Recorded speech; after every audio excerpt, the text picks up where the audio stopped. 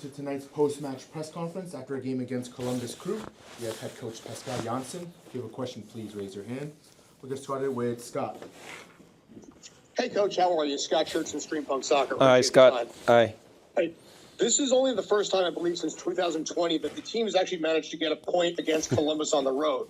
Having said that, though, this has been a challenging match in this case, in the fact that there was no goal, there was no shots, and obviously Mylanta was probably involved.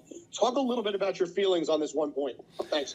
It's a tough point being on the road, but we expected more. Also going into this game, knowing that we weren't that great in the previous game, we tried to improve our quality on the ball. And the first 15 to 20 minutes, I thought we were going in the right direction with the quality on the ball, but we didn't really realize how much there was possible going forward, getting in the final third and going for that opportunity on goal.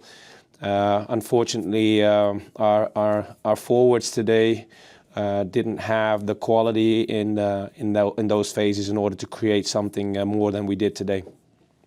Alex?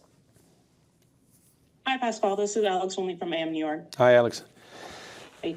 Matt Freese came up with 5 big saves tonight. What does his performance say for the back line, and how does that give the back line confidence moving forward? Thank you. It says a lot about the quality that Matt brings to the team. There will be games within a season where you need to have a good goalie in there. You have to rely on good saves, and this was one of those matches where he kept a clean sheet with the help of the team, obviously, but he did an outstanding job in a couple of saves today. But like I told your colleague just now, it was mainly our quality on the ball in possession, which was too vulnerable today, and that makes you defend as a team even more than you want to. But then again, you have to rely on a strong goalkeeper in these matches. Michael? Pascal, Mike Ander from Blue City Radio. Hi, Michael. And look, I mean, from an outsider's perspective, impressive result given the challenges you had to face. How did you mentally prepare for this game? Were there things that were different from what you had planned, given the fact that you had such limited depth going into the game?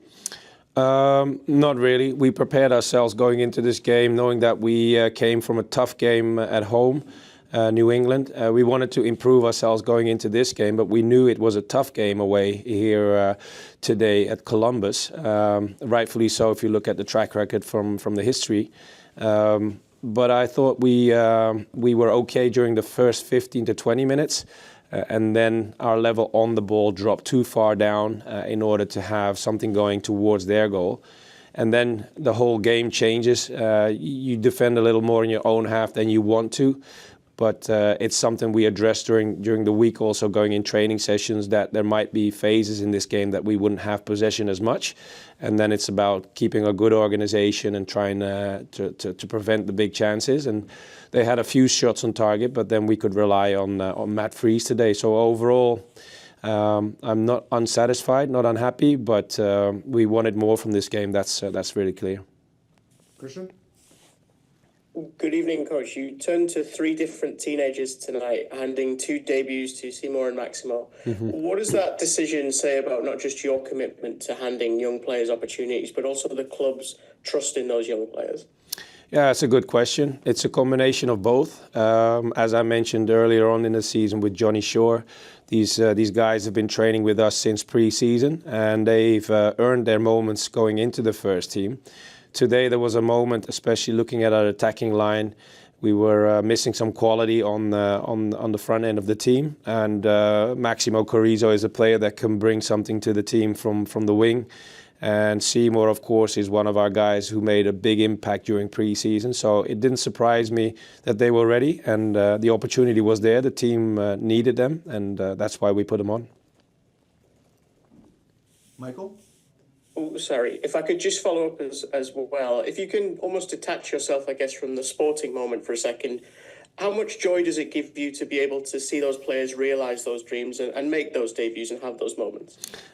It's always a pleasure to be part of their journey and part of that process. As I mentioned just now, the youngsters are working really, really hard in order to earn playtime.